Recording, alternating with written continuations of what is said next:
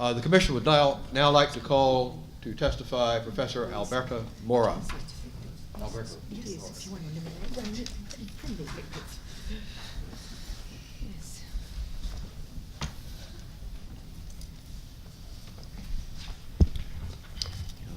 Thank you, Mr. Chairman.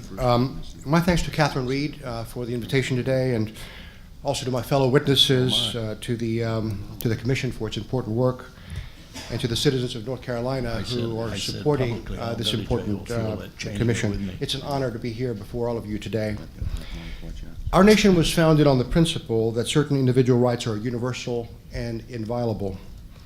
The late Professor Lou Henkin articulated this central truth when he wrote, "Every man and woman between birth and death counts and has a claim to an irreducible core of integrity and dignity."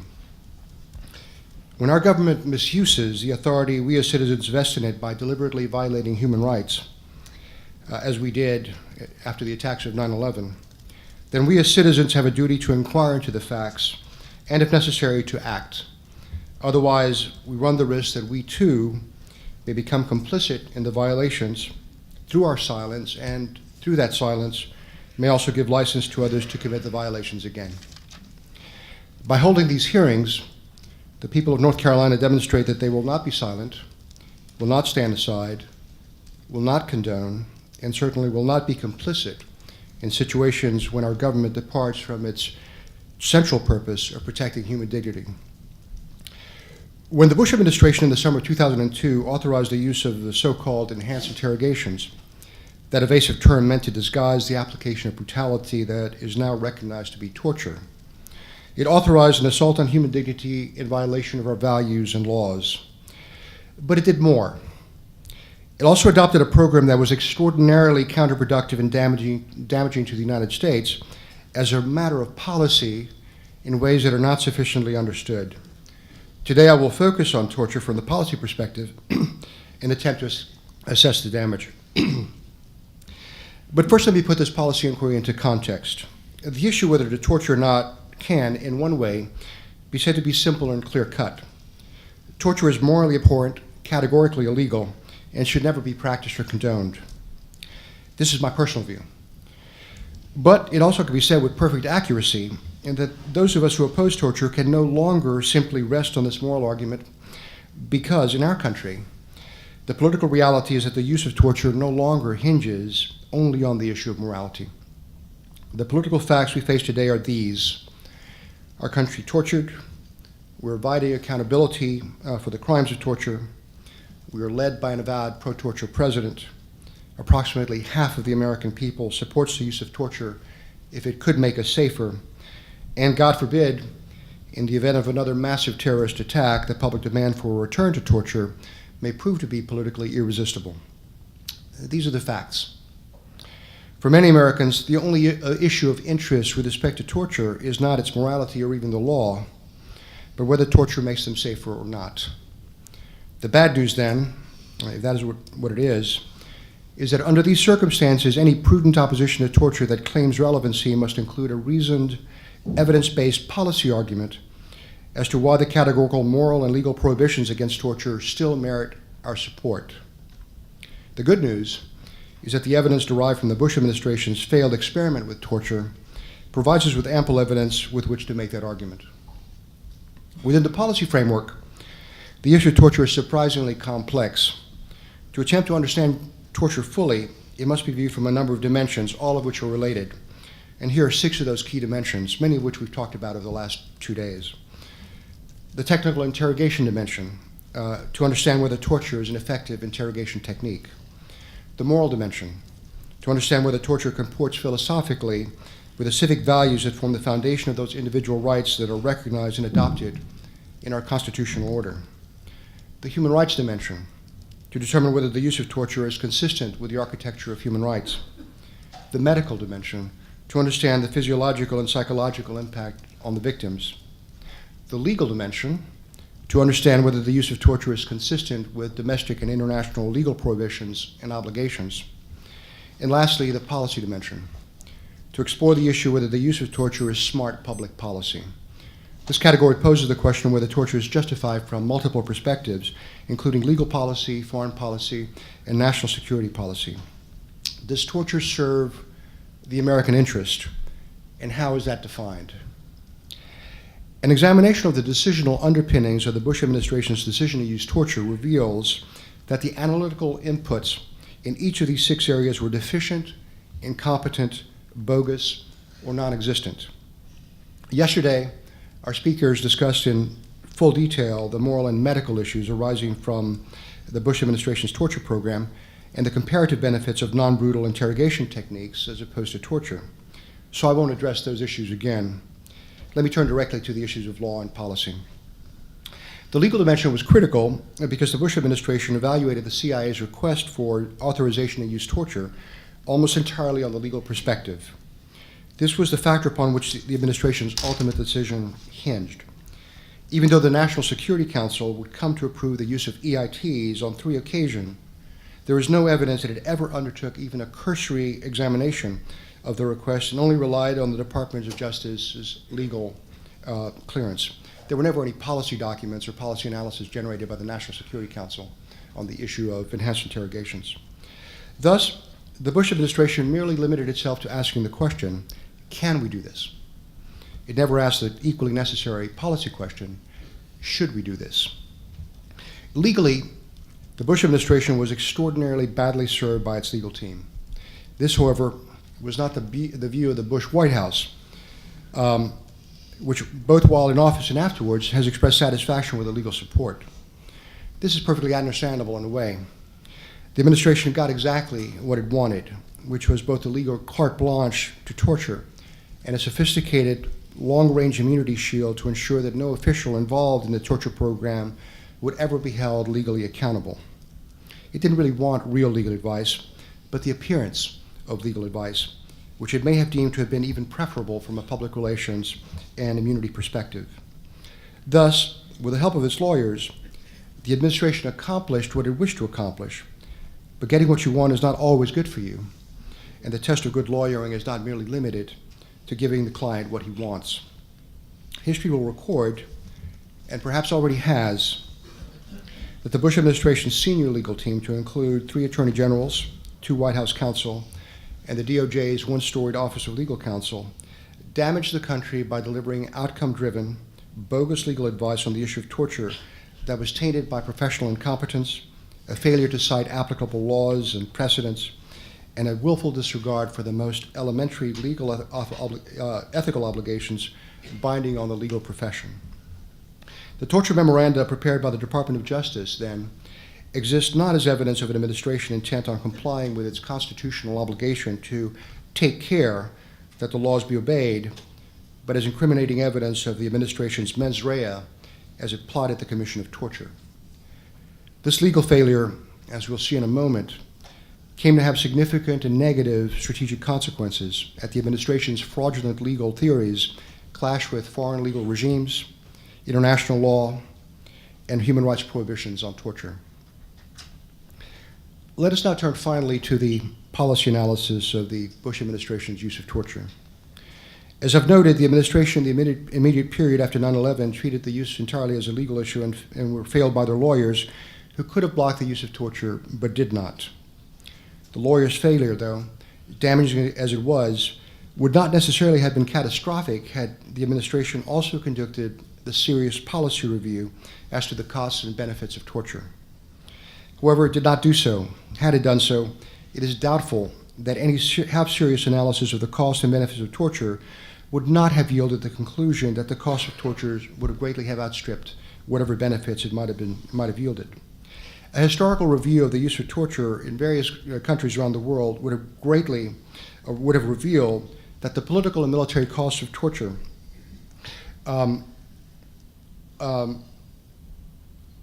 have frequently proven to be significantly harmful. Instead, as we now know, the administration, gripped by the fear and fury of 9/11 and accepting of the unfounded CIA representations that torture was uniquely effective in yielding accurate intelligence, approved its use by the CIA in the summer of 2002 and by the military a bit later that year. By the time the program collapsed a few years later, Hundreds and perhaps thousands of individuals have been brutalized, most of them by the military, either by official direction or unofficial license in black sites, prisons, detention facilities in the field, or by foreign governments whose outsourced torture was applied in the course of the CIA's rendition program. I should note here parenthetically that I don't question the intent of anybody who proposed or authorized the torture program. I believe that the proposal and the decision to use torture were made and taken in the sincere belief that its use was necessary to defend our country. I also believe that in this fact lies a lesson, which is the truth of Solzhenitsyn's statement that to do evil, a human being must first believe that what he is doing is good. Following the April 2004 revelations of the brutalities of Abu Ghraib, the administration defended its torture program by, in effect, insisting that it was legal, necessary, and effective. In short, that it worked. But did it? How do we assess the claim, but by what standards? Let's try our hand at answering these questions. Professor Robert Pape of the University of Chicago has cleverly simplified the process by which the policy benefits of torture can be assessed by reducing it to the formula that the value of torture equals the tactical benefits minus the strategic costs. So the value of torture equals tactical benefits minus strategic costs. This formula serves our purposes. I won't spend a lot of time assessing the putative tactical benefits, whether one believes that these benefits were non-existent, as at the Senate Intelligence Committee, or were something more than that, as does former Vice President Dick Cheney and the former CIA leadership. I think it would be fair to say that those benefits lie somewhere in the range of the minimal. And now let's turn to the tally of strategic costs. But first I'll make three observations. The first is that I won't attempt to weigh in this calculus what is always the first cost in any torture program, which is the suffering and the damage inflicted on the victims. In any full accounting of the costs of the U.S. torture program, of course, that element would have to be considered and it would weigh heavily. The second is to observe that the use of torture is inherently a tactical process. One seeks to pound information out of an individual, one victim at a time. The Bush administration's claim of success with the use of enhanced interrogation was mainly that its use was tactically effective. And this should be the extent of the claim is in itself evidence of the administration's strategic myopia, because history is replete with instances where the use of torture may have had tactical successes, but contributed to strategic defeat, as was the case with the French in Algeria and the British in Northern Ireland. The third observation is that in assessing strategic costs and benefits, one should have a clear vision of what the strategic objectives are. The Bush administration's adoption of the torture program was premised on the implicit belief that the defense of our country was the only strategic objective, and that objective was to protect lives fundamentally. This was mistaken because it constituted an incomplete vision of what our strategic objectives should be. In the defense of our country, we should always pursue two objectives simultaneously, and each has equal weight. We protect lives, and we protect our national values and freedoms that have made us who we are and what we are. Had the second objective been factored into the administration's considerations, it could not have adopted a policy that obliterates an individual's inalienable right to be free from cruelty. After all, to paraphrase Albert Camus, a country at war needs to take care not to use those weapons that would destroy what it is trying to protect. That said, my net assessment is that the strategic costs of torture greatly exceeded the meager tactical benefits, whatever they may have been. Torturing and the continuing legacy of torture caused strategic damage in three principal areas. First, at home, the damage was to our national values, to our societal norms, to our laws and legal system, including our constitutional order, to the rule of law, and to our governmental integrity. Second, to our foreign policy. The damage here was to our standing abroad, to the architecture of international law and human rights, to many bilateral relationships, to support for U.S. goals and policies in the fight against terrorism, to the coherency of our foreign policy and our ability to achieve our foreign policy objectives. And third, the damage was to our national security. Torture weakened our alliance structure, disrupted and reduced military and intelligence cooperation, produced adverse military impacts at the tactical, operational, and strategic levels, degraded U.S. military integrity and ethos, enhanced the power of enemy propaganda, recruiting, and combat effectiveness, and contributed to U.S. combat deaths. Time doesn't permit a detailed look at all of these, but I wish to dwell summarily on each of these three areas of damage. The strategic damage at home was massive. Most of it stemmed from the Department of Justice's shabby efforts to disguise or redefine torture so as to permit its use while evading longstanding constitutional and statutory prohibitions, international treaties, and human rights principles. Had this effort been successful, and it was partially successful, by taking out the right to be free from cruelty out of the basket of inalienable individual rights, it would have altered our nation's values and constitutional order, diminished individual liberties, damaged the foundations of the rule of law, and constituted a direct assault on one of the fundamental principles of human rights. Further, the continuing legal effort to evade accountability for the use of torture and to prohibit foreign torture victims to seek civil redress in federal courts has weakened the rule of law, drained the crime of torture of its gravity, and diminished judicial independence.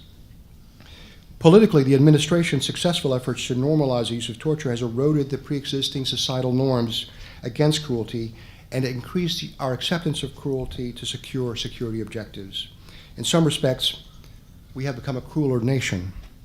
Almost half of all Americans and most of all Republicans, according to polls, are now of the view that the use of torture is permissible under some circumstances, which is in part why almost all of the Republican candidates for president in the last election cycle pledged to restore enhanced interrogation if elected. These reasons almost certainly contributed to the election of a president who is proudly pro-torture and supportive of police brutality. When we as a nation adopted and implemented our torture program in 2002, we simultaneously discarded the belief that every individual is vested with the right to be free from cruelty. When we tortured Abu Zubaydah, Mohammed al-Qahtani, Khalid Sheikh Mohammed, and many others the way we did, it was only because they didn't have the right to be free from cruelty. And if that's true, then neither you nor I have that right either, because the Bush administration had removed the right to be free from torture out of the basket of protected and inviolable individual rights where it had previously been under settled American and international law, and put it into the uncertain realm of state discretion. The net result is that the zone of individual protection from cruelty has shrunk, personal rights and liberty have been diminished, and the United States has established the strongest and most formidable precedent among democratic nations for the proposition that immunity from accountability for torture is acceptable, and that impunity for crimes committed in the pursuit of security is a viable option. The residual damage to our fundamental values, individual liberties, and the rule of law is consequentially severe. One of the few leaders who has understood the strategic imperative to protect our values and recognize the damage to them from our use of torture is Senator John McCain, who has said, "In the end, torture's failure to serve its intended purpose isn't the main reason to oppose its use. This question isn't about our enemies, it's about us, it's about who we were, who we are, and who we aspire to be." Of the many words that have been written about U.S. torture, this is potentially the most acute observation of them all. The second category of damage is to the foreign policy interest. By torturing, the United States acted contrary to our long-term and overarching strategic foreign policy interests and achievements, including many of the principal institutions, alliances, and rules that we have nurtured and fought for over the past 60 years. Let's look at three out of the countless examples of these foreign policy achievements. The Geneva Conventions. As do most of the major human rights treaties adopted and ratified by our country during the last century, forbid the application of cruel and human and degrading treatment to all captives. Thousands of American soldiers have benefited from these conventions. The Nuremberg Trials, a triumph of American justice and statesmanship that launched the modern era of human rights and international criminal law, treated prisoner abuse as an indictable crime, helped cement the principle of command responsibility, and started the process whereby national sovereignty no longer serves as a potential shield to protect the perpetrator of crimes against humanity from the long arm of justice. And the German Basic Law, which is the name for the German Constitution, has helped transform a country that was instrumental in launching two of the most destructive wars in history into the responsible society it is today. Article 1, Section 1 of the Basic Law states, "The dignity of man is inviolable. To respect and protect it is the duty of all state authority." That this should be an element of the Basic Law today reflects credit only on the German nation and its citizens. However, that it should have been adopted by Germany in 1949, the year the Constitution was first ratified, also reflects credit on American foreign policy that had integrated our national focus on human dignity as an operational foreign policy objective. Each of these three achievements, which are merely examples, has returned massive dividends to our nation. We're all the better for them. However imperfectly these and other precedents, processes, or laws may be observed and enforced, they have helped shape public opinion worldwide, created global standards of conduct, influenced the conduct of foreign individuals, groups, and nations that are in ways that are overwhelmingly supportive of our own national interests and objectives. And yet, when we adopted the policy of cruelty, we sabotaged these policies and achievements. When we tortured, we rendered incoherent a core element of our foreign policy, the protection of human dignity through the rule of law. We violated the letter and spirit of the Geneva Conventions. We weakened the Nuremberg principle of command responsibility. We damaged the very fabric of human rights and international law and fostered a spirit of noncompliance with both. We fostered the incidence of prisoner abuse around the world.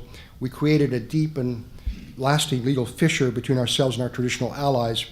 And we lost moral authority and fueled public disrespect for our country around the world, thus hampering the achievement of our foreign policy objectives and compromising our ability to provide human rights leadership.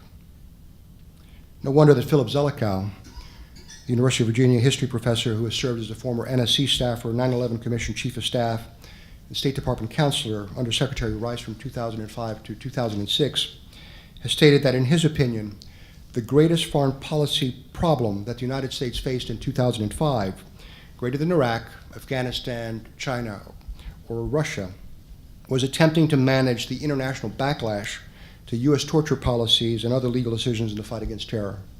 This was so, he said, because this backlash adversely affected our relations with, as he put it, quote, every country in the world. This foreign policy damage, I should mention, has not been cured. In 2014, the European Court of Human Rights, the two cases in which it considered the treatment of detainees in the CIA's European black sites, handed out unanimous opinions that the abuse amounted to torture. And more recently, the International Criminal Court is evaluating a request by its chief prosecutor to open up a formal investigation of the United States for 88 alleged war crimes of prisoner abuse committed in Afghanistan, Poland, Lithuania, and Romania. Now let me turn to the damage to the third category of harm, which is the harm to our national security. Simply stated, the use of torture is a quintessential example of allowing tactical considerations to override vastly more important strategic objectives. Our nation's defenses were materially and demonstrably weakened, not strengthened, by the practice of torture. Not only did it damage our moral authority, it sabotaged our ability to build and maintain the broad military alliances and international support needed to prosecute the war on terror effectively. It diminished our military's operational effectiveness, it had adverse consequences on the battlefield, and it presented our enemies with a strategic gift. This is why in 2005, General Stanley McChrystal, when he was commanding U.S. troops in Iraq, turned down an offer by President Bush to confer upon him authority to use enhanced interrogation techniques in theater. By then, General McChrystal had seen the data indicating that units that did not use brutality obtained better intelligence, had better relations with local communities, and thus, as a rule, had better combat records.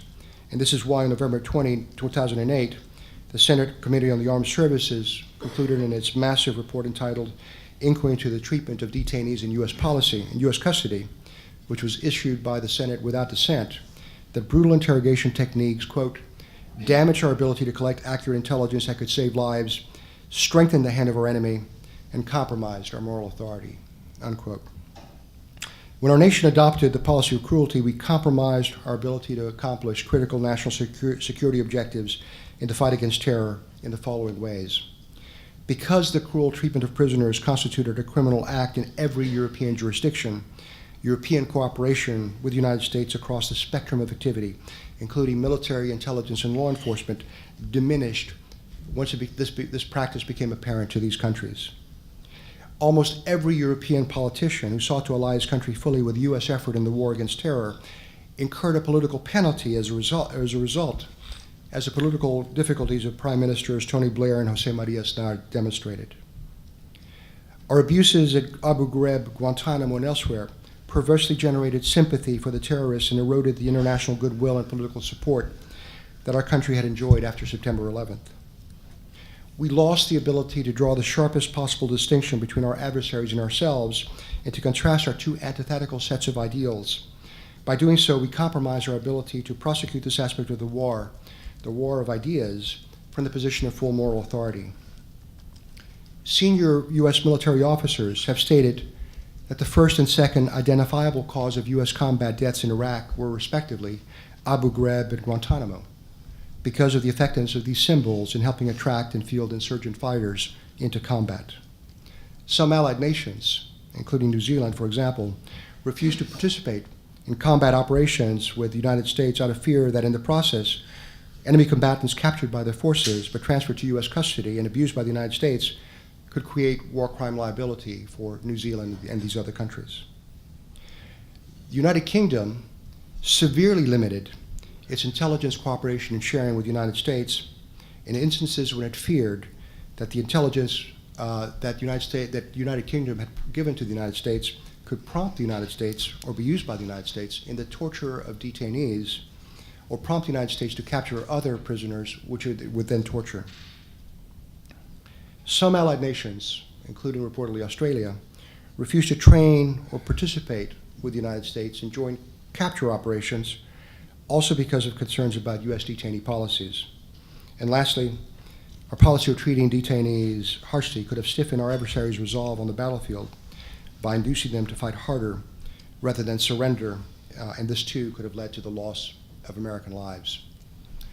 Let me point out one anecdote here. The British tried to discuss American legal policies of the war on terror at the high level in 2004. And they created a process with the United States where a few individuals from each side met, and it's called the West Point process, because that's where the first meeting took. The idea was to unwind American decisions on interrogation, military commissions, indefinite detention, Guantanamo.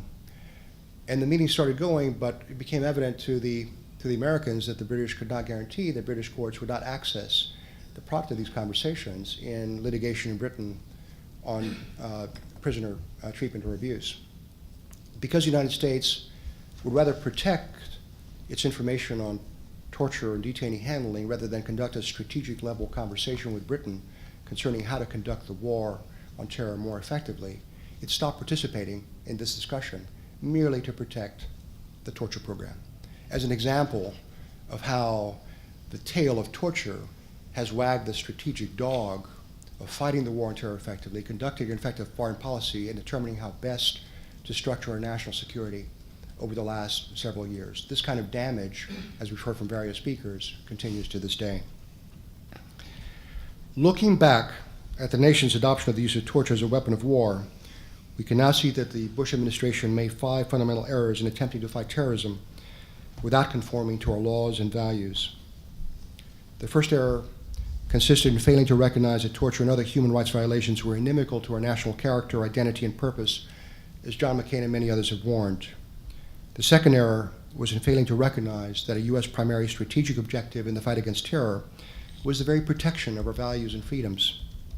This continued to the analytical failure to recognize the threat that torture posed to the accomplishment of this strategic objective.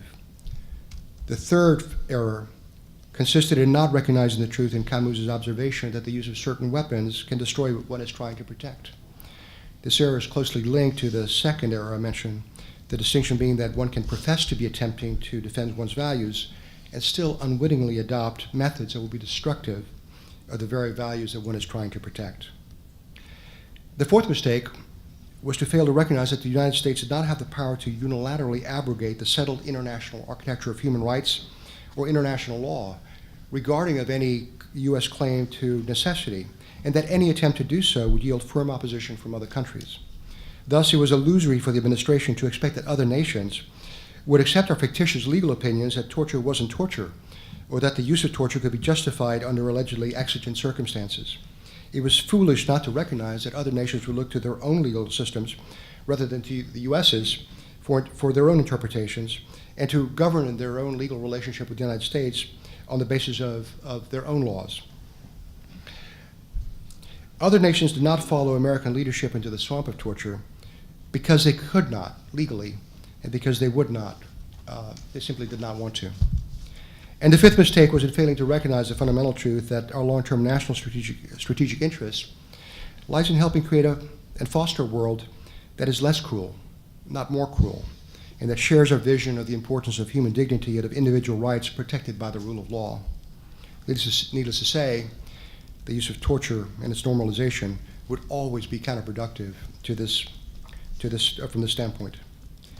Cumulative, then, the use of torture made us weaker, not stronger, and caused serious damage to our country in ways that greatly exceeded whatever tactical benefit might have been obtained from the use of torture. A few words about the Trump administration would be appropriate.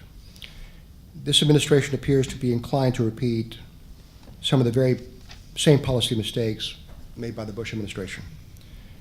President Trump has communicated his disdain for human rights and has signaled that the United States would no longer seek to lead in this area or to conduct our foreign policy consistent with human rights ideals.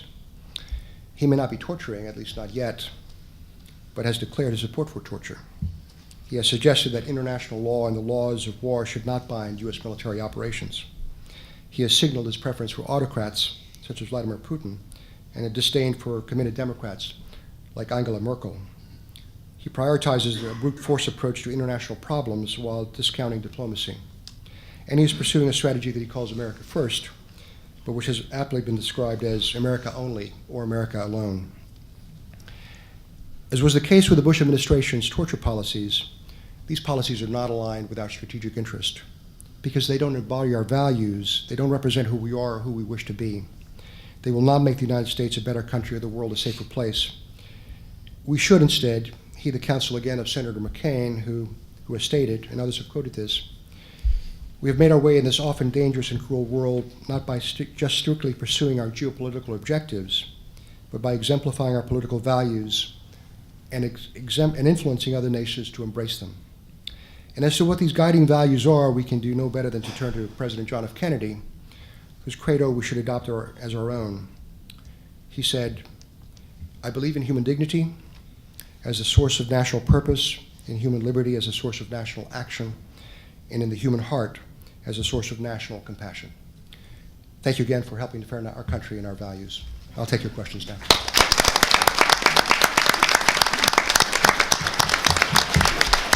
Thank you very much, Mr. Mora. We will turn now to questions from commissioners. Commissioner Freeman. Thank you, Professor Mora, for your comments.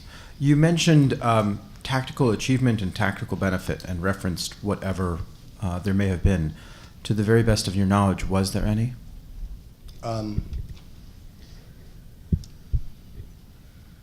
It's not come to my attention. I haven't heard of them. Now, the use of brutality was practiced extensively by U.S. military in Afghanistan and Iraq. I can't categorically say that there was no instance of tactical benefits in using that, but the example of General McChrystal is ample evidence. General McChrystal has told me, he published this in his book, and he's told audiences about this, that he recognized that the use of brutality was overwhelmingly a negative factor and hampered U.S. military effectiveness in Iraq, which is why he stopped using it. He says, I wasn't told not to use it. And in fact, as I mentioned to you, President Bush offered him the opportunity to use enhanced interrogation techniques directly in the battlefield, and he turned it down because he recognized it was militarily counterproductive. There are hundreds of examples of this. Let me mention another example of tactical ineffectiveness. On at least one occasion that's come to my attention, the British released a combatant, not a suspected combatant, a combatant back into the battlefield.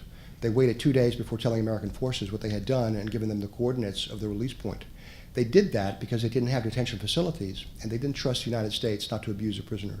So for them, it was better to release a combatant back into the battle rather than to commit a war crime by having this individual abused by American forces. As an example of how there was disjuncture between American forces and other allied forces in the battlefield. I should mention, and I touched on this briefly, the New Zealand Prime Minister pulled New Zealand SAS, its premier combat formation, out of combat in Afghanistan because he feared that New Zealand SAS would lose its integrity because they were in constant contact with American special forces that were using brutality as a standard interrogation technique. New Zealand would not risk damage to the integrity of its forces through contact and use of brutality from U.S. forces. Thank you. Commissioner Wilkerson? Yeah. Professor Mora, just to reinforce what you said, I can testify that in early 2004, early 2005, when I was still in the government, we were already hearing this from other countries' militaries, from their diplomats, and so forth. My question is based on your final remarks about our current Commander-in-Chief. Given what we're trying to accomplish here with this commission, what would be your advice to us in dealing with clearly a very negative environment in trying to advance what we're at here? I think the general point is that first, the use of torture is being counterproductive to these larger issues. But what we have lost, and other speakers have mentioned this before, is what the long-term vision of the United States is strategically. And as I mentioned, we don't seek to make the world safe for torture. Why should that be our strategic objective? Why should we dismantle the structure of human rights that we have helped create through the loss of so much blood and treasure over the course of our entire history? We have created a better world, and the better world rests on recognition of individual rights, human dignity, and the rule of law. This is fostering all of that, deepening it and strengthening it is what is in our long-term strategic interest. By using something like torture, which destroys individual rights, we're acting contrary to this precise overarching foreign policy interest. So I think keeping the American people, the American government focused on the long-term vision rather than the short-term perceived threat, whether real or imagined, is what we need to be doing. But it's a very hard thing to do because, as many speakers have discussed, it's easier to convey an argument of fear, a statement of fear, easier to act politically on the motivation of fear than it is to build this kind of argument built on long-range strategic interests that doesn't have the gloves-up approach to it and doesn't reflect the fear that others would communicate to the country. Thank you. I think we have time for one more question. Commissioner Crane? Thank you, Mr. Mora. I want to thank you for your moral courage in doing what you did in the early dark days as the Navy General Counsel, and I commend you with that. And you've alluded to this in your important comments. Would you agree that aiding and/or abetting a criminal act is a crime? Absolutely. Accessory to a crime? Yes. I would just like to point out to the audience that it is a serious issue and that aiding and abetting a crime against humanity such as torture, and as I indicted President Charles Taylor of West Africa for such, he was sentenced for the rest of his life in jail for aiding and abetting torture. Thank you for your service, sir. Thank you. Please join me in thanking Mr. Mora.